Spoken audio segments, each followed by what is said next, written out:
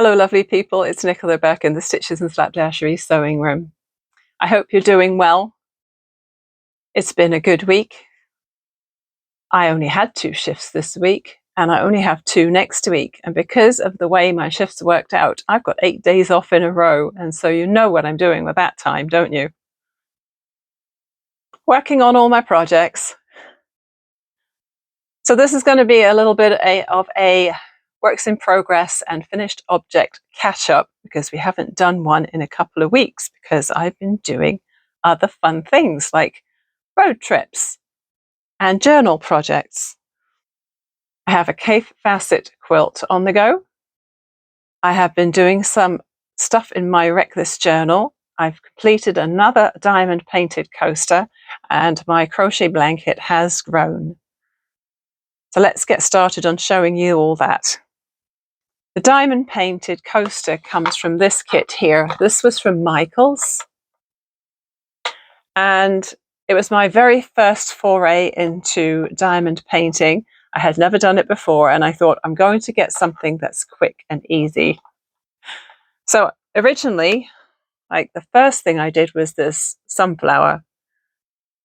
The sunflower looked great when I had finished it, and then I thought, what's going to happen with all of the little tiny gaps in there where there's sticky stuff? Is that going to be a real dust trap? And so I ended up putting my Mod Podge on top of it, and I kind of regret it now. I find that it looks less shiny now than with the Mod Podge gloss on top, which is silly, but it's true. And so in one way, I'm wishing I hadn't done it. So when I did this other one, I did not put anything on top of it. This is the one I completed this week. I did it all in one day. And what I noticed with this one was that when I was partway through and I put the clear plastic circle back on it, went away, came back the next day, it was sticking badly to the outside, and when I peeled it off, it was lifting some of the glue, and so a couple of my little gems were not sticking properly. So with this one, I started on the center, and then I jumped over to the white edging ones, so that if I decided to put the plastic back on and walk away from it for any length of time, I thought that might eliminate the issue that I had with the sunflower. But as it turned out, I finished this so quickly that it wasn't an issue anyway. But yes, if you look really closely at this, I'm not sure how closely you can see that, but there are quite a few gaps between the gems. They're not as tight together as I would have expected. I just followed the instructions. The color and the letters or numbers or symbols are all printed on there, and so I did it exactly as suggested, but I noticed there's definitely some gaps there. I suppose I could have tried shunting some of them over to squeeze a couple more in. I didn't think of that on the day, and now this has been sitting around for a few days. I probably couldn't move them. I think they're probably well and truly stuck for good now. But yeah, I took breaks. I did some in the morning and I went off to have lunch. I did some in the afternoon, took some stretch breaks, because I find that you hunch over this and you have to look pretty closely. At least I do, because of my eyes. You have to look really closely to see what the letters are and make sure you're putting the gems in the right place. And so it's quite intense. But yeah, that's another one done. So I'm halfway through that set. I think it's a rose, maybe a rose and a peony left. Not sure when those will get done, but quite enjoyable. But I don't think I'll be buying any more diamond painting kits again in the future. I forgot to mention in June that I have been making videos to this channel for 3 years now. And I'm very excited about that because it's so much fun, and I'm really enjoying making videos and talking about what I make and getting your comments and likes and views back again, just to confirm that there are people out there who want to watch what I am talking about.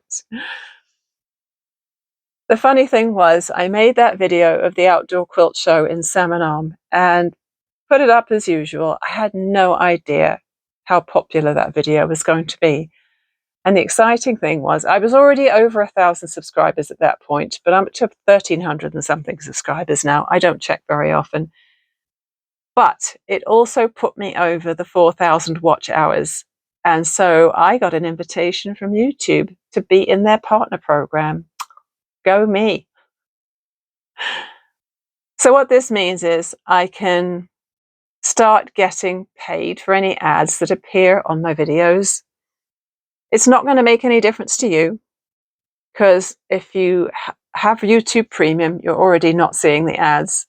If you don't have YouTube Premium, you're seeing ads.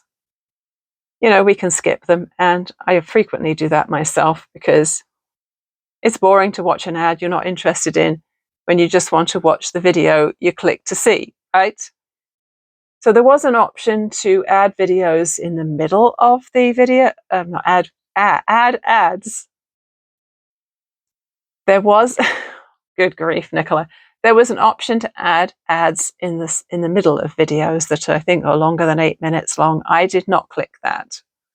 So there should not be, in theory, any ads in the middle of my videos, because making money is not the reason I started this channel. But I was asking around and people were saying, like, well, if the ads are going to run anyway, you might as well get some money back for them. And I thought that was a good point.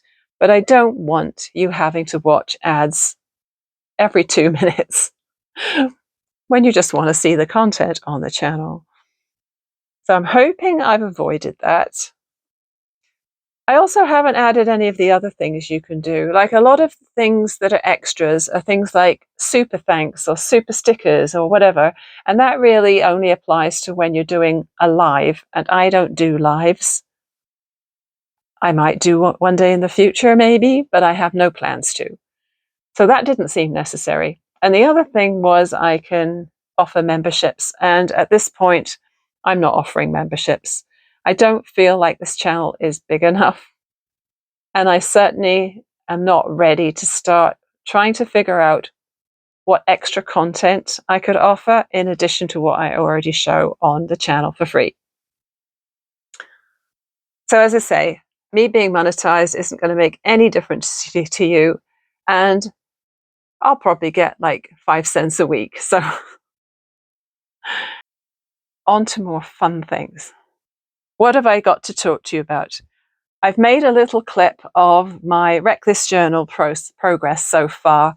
So I'll insert it here and then we'll come back and look at the crochet. I'm out for an evening walk. There's nobody about, which is nice. So I sat down at this baseball diamond because there are bleachers and there wasn't anywhere else to sit around the neighbourhood. I brought my Wreck This Journal with me. I've been carrying it all the way round, hoping to find something I can add. I did do one page.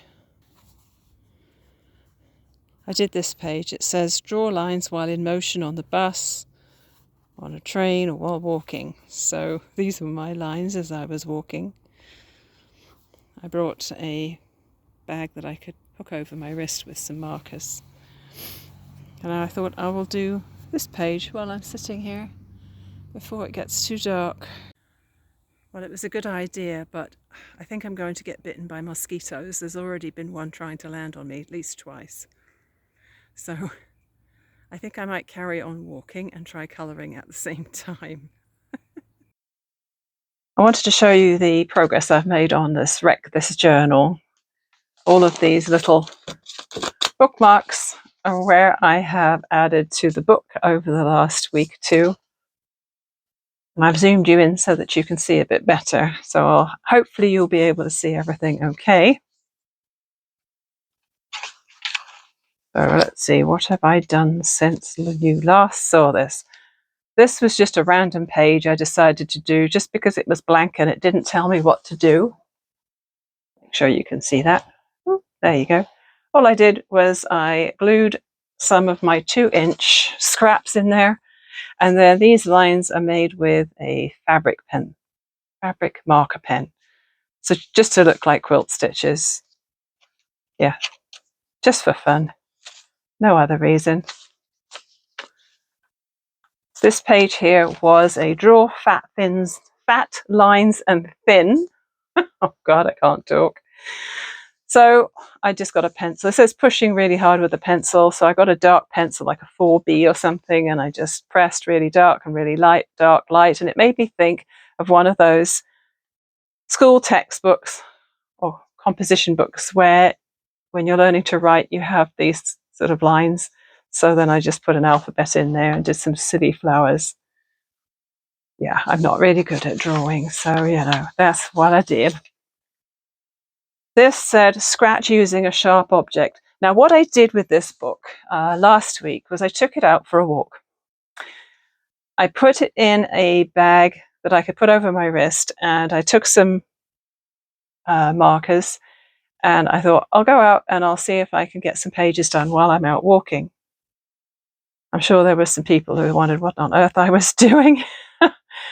Anyway, this one said scratch, and so I picked up a rock and I just wrote Rocky on there, and it didn't just scratch, it actually went right through the paper just here.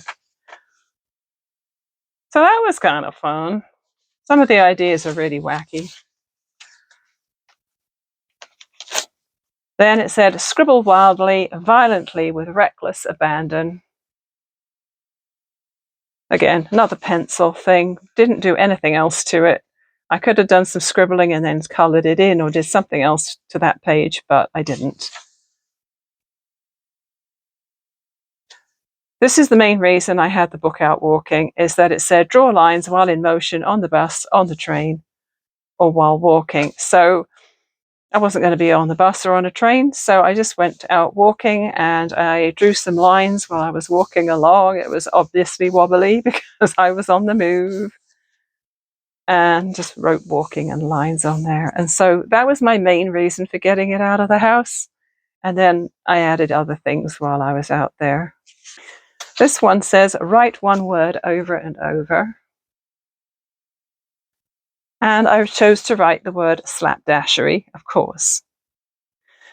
And I was using all of my gel pens for that, seeing as I had them out. Let me show you this collection of gel pens I have, because there's a reason for me to show you this, and I'll tell you in a minute. So this is my collection of gel pens, which I bought from Michael's quite some time ago. And as you'll see, all the colours are all mixed up right now. They were originally all sorted by colour, which looked lovely, but now I have them all mixed up, and I feel like they look pretty like that too. But I used every single one this week. So this is one of the things I did with the gel pens. And then this is one of the other things I did. So I decided to tip all of the pens out of their holder and try out all the glittery ones, because even though I've had these pens quite a long time, I haven't tried them all. I noticed some of them are a lot nicer to write with than others. Some of them are smooth and some of them are quite scratchy. So I just wrote glittery and then the colour that I was writing with, and had a bit of fun with that. It said test page. So sure, I'll use it as a test page. I'm happy to do that. And then with the colours that weren't glittery, these are all the colours that were not glittery.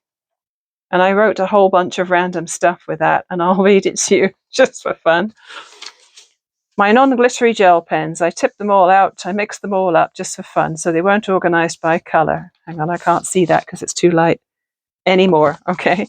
I think they look way prettier now they're disorganised. Sometimes our thoughts are disorganised and we need to corral them, round them up, pin them down. That's too light as well, I can't see that. Straighten them out. Point them in the right direction and move into action. And other times we can let them free float, little balloon, and marinate and stew until things percolate down and brew like good coffee, little drawing of a coffee cup, into great ideas and creative inspiration. And some of these ideas, light bulb, an inspiration bear fruit, and a physical product emerges. And sometimes these products actually work out beautifully, exactly as we envisioned, and other times we end up with a big old mess, which we might abandon, or we might be able to rescue or redirect into something else. But the time isn't wasted. It's all good learning. It's all a wonderful brain-stretching experience. As you can see, this was a bit of a flow of thoughts. It's quiet time. Right, so this is a continuation. It's all a wonderful brain-stretching experience. It's quiet time. Getting out of your head, absorbed in creativity, a timeless space apart from the worries, stresses, and concerns of the day. It's yours to enjoy. Again, can't see that because it's too light. Share or not, right. Share or not, to keep or toss, to love or hate, but really it's best to be accepting and non-judgmental, because laughing at yourself and having a sense of humour makes for a better life. Testing out all these colours has been fun, fun, fun, fun, fun, fun, fun, fun, fun. And then I had all of the pens tested out and flowing nicely by the end of all of that. And this is all the scribbling I had to do purely because some of them were not wanting to write at first, so I had to kind of scribble with them to get them flowing. All right, colour outside of the lines. That was kind of fun and really very basic again, but it has mosquitoes because I was thinking of mosquitoes. I got a few bites this week because I was outside watering the plants that are in the tubs outside my back door. And a couple of nights I left it till it was either nearly dark or after dark, and I got bitten. So mosquitoes were on my mind. Rub this page on a dirty surface. This wasn't very successful. Tried a few things. Telephone pole was the dirtiest. I actually tried rubbing it on a curb by the side of the road and a couple of other things. And in the end, the telephone pole was what gave it its grubby look, and so I drew a telephone pole. But yeah, it's not great. That really didn't do much. So that is what I've done with my Reckless journal in the last couple of weeks. So here's the crochet blanket.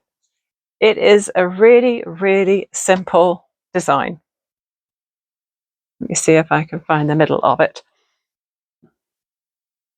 This center part was made from a granny square pattern in the Claire Montgomery granny square card deck. And then I decided just to keep on growing it. I chose a square that had a kind of a granny edging, so that all I had to do was then keep on crocheting. I do rather love the colours in this, but the green and blue definitely predominate. Predominate? Is that a word? I think so. Let me just show you the yarn label. So this is the Caron Anniversary Cake Special Edition. It was one of the balls of yarn that came into Michael's last fall. It's something that comes out every fall. It's a 1 kilogram ball, absolutely massive, bigger than my head. And the colorway on this is Merry Maximus. And I'm using a 9mm hook from my Knit Pro Wave collection. And currently it's about 54 inches along one side, which is all right for a small throw, but I want it to be bigger. So I did weigh how much of this I had left in the ball so far. I have 110 grams left of this ball. This was a full ball when I started, but I don't think it's going to be big enough for me. So this other ball, which is freaking massive still, there is 675 grams of yarn left on this ball, which I had used to make a cropped vest. So I think I'm just going to keep on going until the blanket gets bigger and bigger and bigger, because it's frustrating having a blanket that's not big enough to cover your toes if you've got it on your lap, or you might want to even pull it up to your neck. and have it cover your whole body. So I think I'm just going to keep on going till all this yarn is used up. I have finally cut into my Free Spirit fat quarter bundles. It was scary, but I did it. I've got a clip of the sketch that I made and how I figured out what colours were going to go where. And then there's another clip of all of the squares cut and up on my design wall. I'm going to have to think of a better way of fixing them to the design wall, because when I just press them on the batting, they don't always stay. Today I used some 505 spray. It wasn't ideal. Maybe I just need to buy more pins. I think that's probably the answer. And I was in Fabricland the other day as well. I should have got more of those glass-headed pins that I like. Darn it. Anyway, I'll show you that. Be back in a minute. These beauties are my 2 packs of Free Spirit fat quarters, which if you've been around for a while, you may know I bought them quite a long time ago, and I've been racking my brains trying to figure out a way to use them. I did wonder whether to do the Kaffe Fassett Losing My Marbles quilt, and I even did a couple of little practice squares to see if I enjoyed appliquing these circles onto the background fabric. This one turned out too small. This one was about right proportion-wise, but I've had a different idea now. I still like the idea of circles and squares, but doing something different. So this, let me just bring it a little closer. This is an idea of what I'm going to do. So I love squared paper for this, because I've done a drawing 12 squares by 15, which is a proportional representation of what this quilt will be, 12 squares by 15. They'll finish at 4 inches, so I'll have to cut each piece of fabric 4.5. And the plan is to use my lovely jewel tones in the blues, reds, greens and purples for all of those backing squares. And so I would piece that whole quilt top, and then I'll use my yellowy green back quarters to cut some 5-inch circles with a bit of seam allowance added onto that, and applique them over the middle of a group of 4 in just random spots. So I'll have to piece that quilt top, and then what I'll do is I will audition where those lighter circles will go as to where I like the look of it. Does that make sense? I need to cut 180 squares, which sounds a heck of a lot, but it probably won't take long. And these fabrics are the ones for the backing. They are the more intensely coloured ones in the right shades. I may have to fussy cut in places because some of them have a range of colours in them. And this is 2 different sets of fat quarters, which were different ranges of Free Spirit fabrics, but you know, I'm pretty sure it doesn't matter if I mix them up. These are the fabrics I want to use for the circles, because they are the light yellow-orange ones. Possibly this one, but it might be a little bit too modern-ish for my liking. So that's a not sure. And then this little pile here is the probably not. This one, I'm not sure if that's going to work. This one is beautiful, but again, I'd have to fussy cut in the areas which were lighter if I wanted it to be a circle, or a darker area if I wanted it to be background, and I may leave that one out for now. Love that, but yeah, too light, wrong colour in the light. The dotty ones, not sure about this particular quilt, save them for something else. And the 2-tone ones, again, save them for something else. So this is my layout so far, and I'm going to have to move quickly when it comes to taking them off my design wall, because I sprayed 505 spray on there and stuck them down with 505 spray, but some of the glue, I think, might be getting a little dry, and they have started to fall off in ones and twos. And I've had to kind of try and push them back on, but unfortunately, pushing them back on disturbs everything, and then they start to peel off again. So what I've done here is I've taken a photograph of it and checked out what the grayscale looks like. The grayscale looked fine, but the color picture showed me a couple of places where there was too much pink together, because the purples and the blues definitely dominate, but I like the pinks and the reds, and I actually cut a few extra of the pinks and the reds to kind of throw in there. But I don't want them all like smushed together in one area. Oh, these two are about to go. Darn it. I don't have enough pins for all of the squares, because there's 144 squares up there right now, and I definitely don't have that many pins. So I've taken all of my squares off the batting on the wall, because I just know that as soon as I turned my back, they were going to be on the floor. I took them off in rows, horizontal rows, and put a post-it note on the front of each set of 12. Let's have a look. There we go. So that's a set of 12 from the row 1 that was on the wall. And I've got one of those for each. And at some point, I'm going to start sewing. I don't know if it's going to be today. So I'm really excited about the fact that that's finally got started.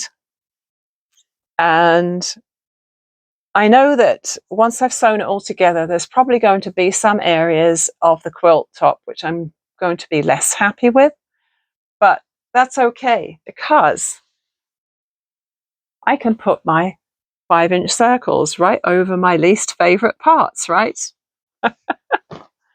So that's what I will do. I'm really looking forward to adding these onto the mostly like purpley, bluey, reddy background.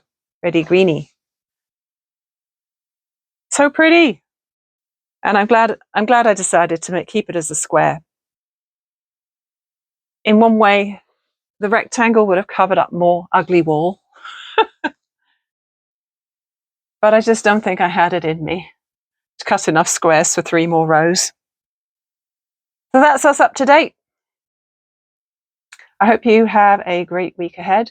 Do let me know what you're working on, if you're doing any crochet or quilting or knitting or diamond painting or journaling, whatever. I'd love to hear about it. And I'll see you again next time. Thanks so much. Bye for now.